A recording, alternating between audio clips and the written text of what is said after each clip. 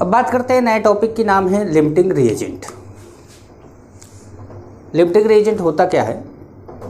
जैसे मान लीजिए कि आपके घर में आपको चाय बनानी है, आंधी भी बहुत तेज़ आ रही है, कुछ मुझे लगता है कि आवाज़ के अंदर तूफ़ान का असर दिखेगा आप लोगों को।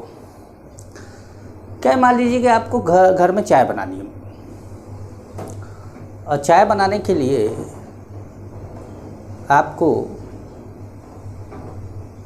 5 ग्राम चाय की पत्ती, 10 gram sugar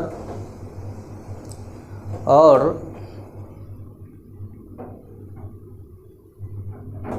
50 millilitre 50 millilitre milk की ज़रूरत पड़ती है। याद आया? मतलब याद किया आपने? 5 ग्राम, 10 ग्राम, 50 मिलीलीटर, ठीक है। मान लीजिए कि आप लोगों के घर में चाय आपको बनानी है, आप सभी से बात हो रही है तो आप सभी अपने अपने बारे में सोचिएगा। आपको चाय बनानी है और आपके घर में 1 किलोग्राम शुगर है, 10 लीटर मिल्क है और 50 ग्राम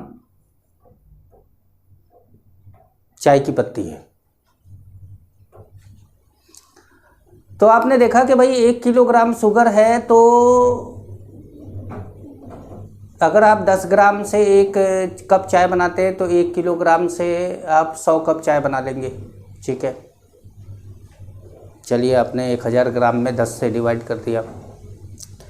50 मिलीलीटर आपके पास है 1 कप के लिए मिल्क, और आपके पास तो 10 लीटर है। 10 लीटर है तो आपने 50 में 10,000 में आपने 50 से डिवाइड कर दिया।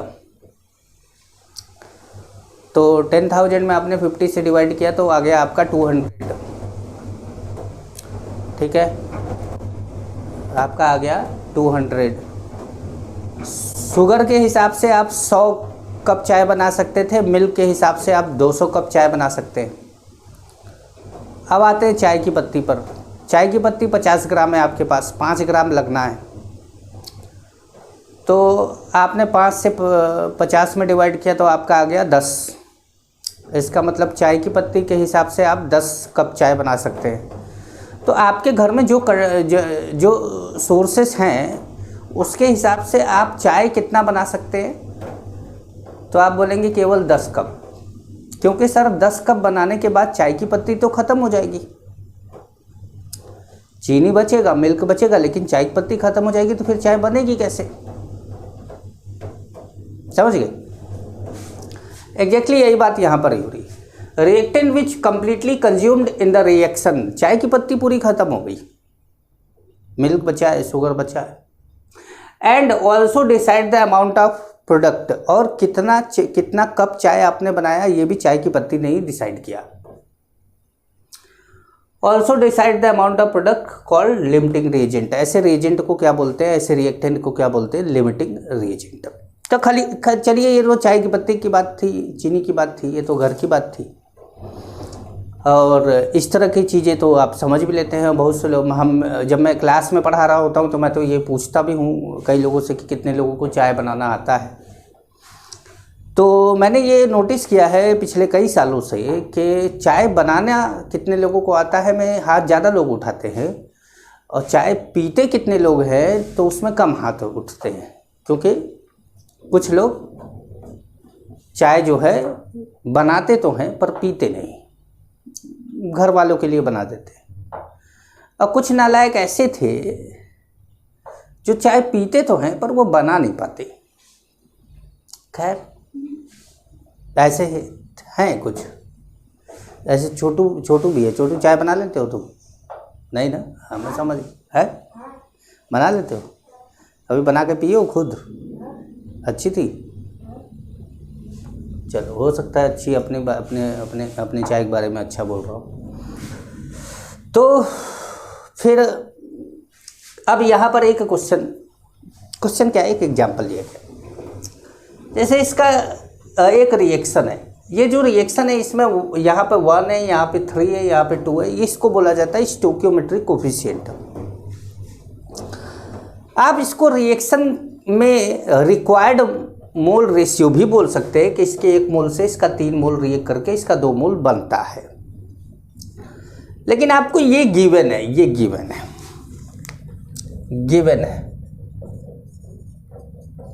गिवन है आपको 3 मोल N2 और 6 मोल H2। ठीक है, ध्यान से समझिए। अब इसके 3 से इसका 1 रिएक्ट करता है, ये रिक्वायर्ड मोल रेशियो है ना भाई। जो स्टोइकियोमेट्रिक कोफिशिएंट होता है वो रिक्वायर्ड मोल रेशियो होता है।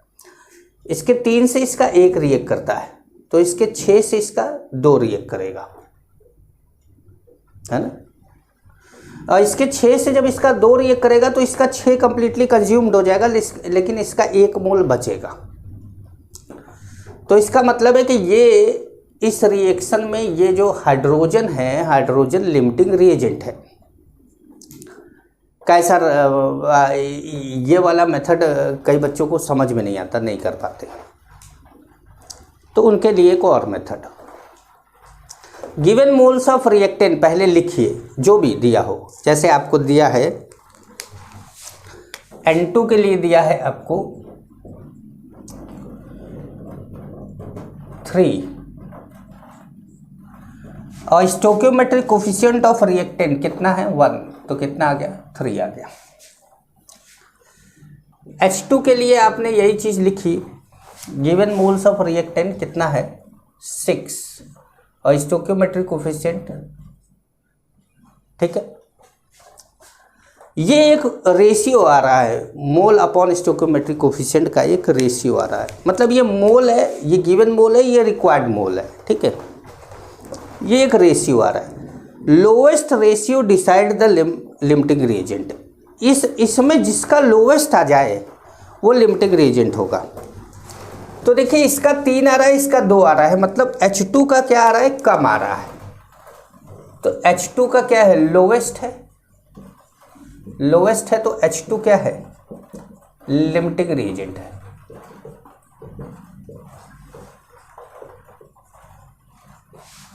H2 क्या है, लिमिटिंग रिएजेंट है।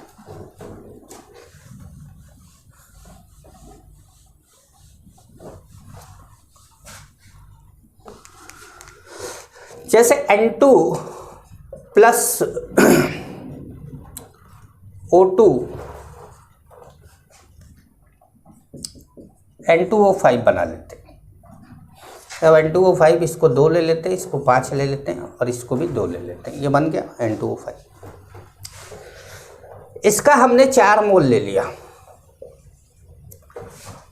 और इसका हमने 10 मोल ले लिया।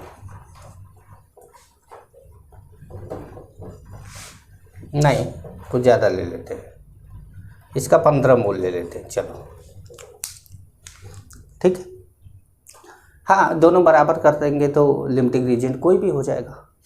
अब क्या करना है, हमको given mole upon stoichiometric coefficient का रेशियो निकालना है। N2 के लिए आप निकालेंगे तो 4/2 आएगा और O2 के लिए निकालेंगे तो 15/5 आएगा।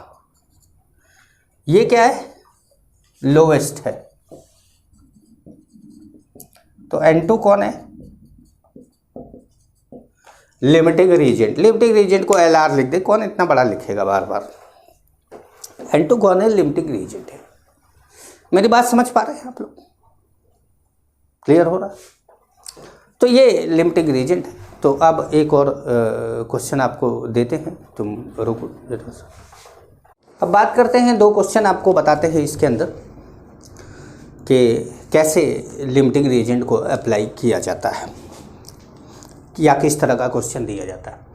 ठीक है, लिखा गया है find amount of product if 5 mole A 6 mole B are taken initially in given reaction. ये रिएक्शन है।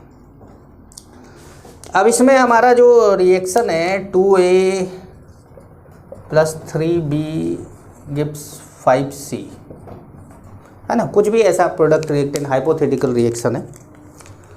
अब इसमें हमारा A था 5 मोल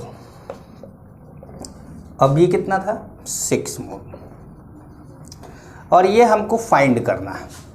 ठीक है, तो हमने क्या करा कि सबसे पहले इसमें अब हम बार बार लिमिटिंग रिएजेंट निकालने के लिए डिवाइड नहीं करें, मन में डिवाइड करेंगे। देखिए 5 में 2 से डिवाइड करो कितना आएगा 2.5, और 6 में 3 से डिवाइड करो कितना आएगा 2।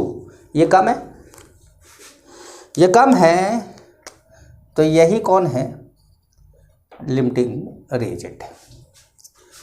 तो लिमिटिंग रिएजेंट तो क्लियर हो गया। अब रिक्वायर्ड मोल कितना था 3, तो 3 से कितना बनता 5, 3 से कितना बनता 3b से 5c बनता। जो देखिए जो लिमिटिंग रिएजेंट है बस उसी को देखना है, बाकी को भूल जाना है आपको।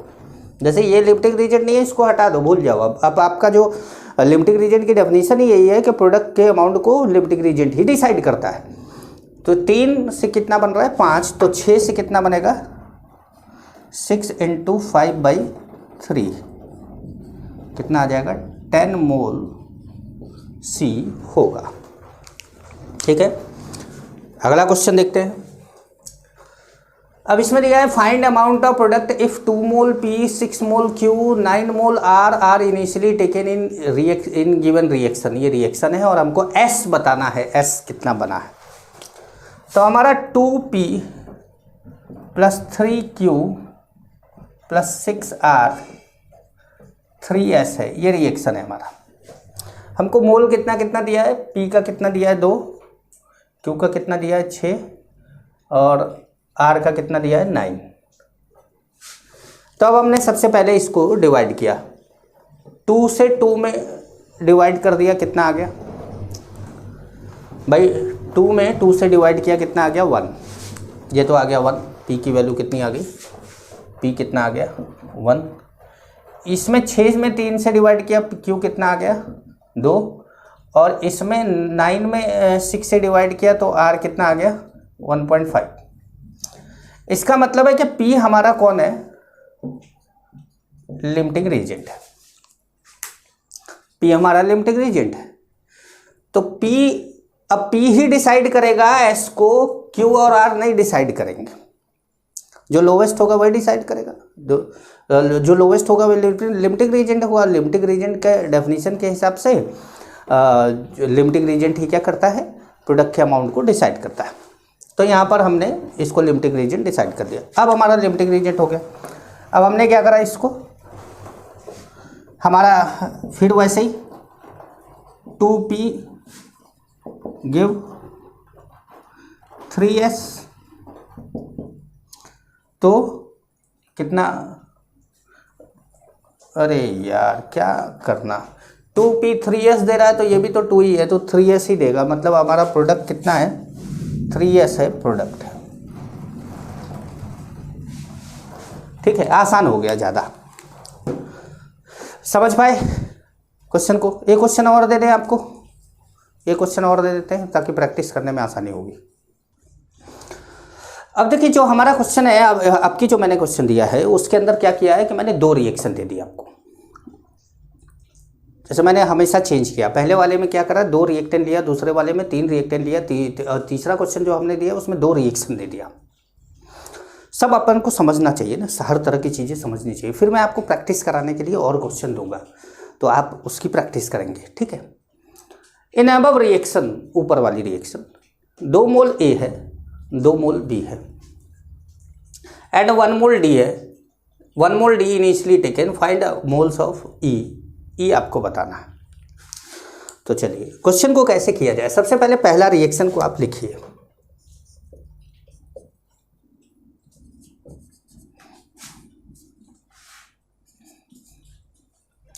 ठीक है, अब इसमें A कितना मोल दिया है 2 मोल, और B कितना दिया है 2 मोल। ठीक है, A 2 मोल दिया है, B 2 मोल दिया है। अभी दूसरा रिएक्शन नहीं लिखना है क्योंकि आपको C पता ही नहीं है। अभी तो आप C निकालेंगे, तब आप C के अमाउंट को दूसरे रिएक्शन में रखेंगे, C के अमाउंट को यहाँ से रखेंगे और D के अमाउंट को यहाँ से रखेंगे। ठीक है, तो अब आपने क्या करा 2/1, यहाँ 2/2, तो 2/2 1 आ गए। मतलब ये क्या है आपका लिमिटिंग रिएजेंट है। ठीक है, तो इसके 2 से 2 बनता है, तो यहाँ भी 2 ही दिया है, तो C कितना हो गया 2 मोल। C आपका 2 मोल हो गया। अब आपने क्या किया, दूसरा रिएक्शन लिखा C प्लस 2D3E, ये लिख दिया। ठीक है, अब आपका C कितना बना है 2 मोल, D कितना है 1 मोल। अब आपको क्या करना है, given mole upon stoichiometric coefficient 2/1 कितना आया 2, 1/2 कितना आया 0.5, ये कम है, तो ये है लिमिटिंग रिएजेंट, ये लिमिटिंग रिएजेंट हो गया। तो अब आप इसके 2 से कितना बना रहे हैं 3,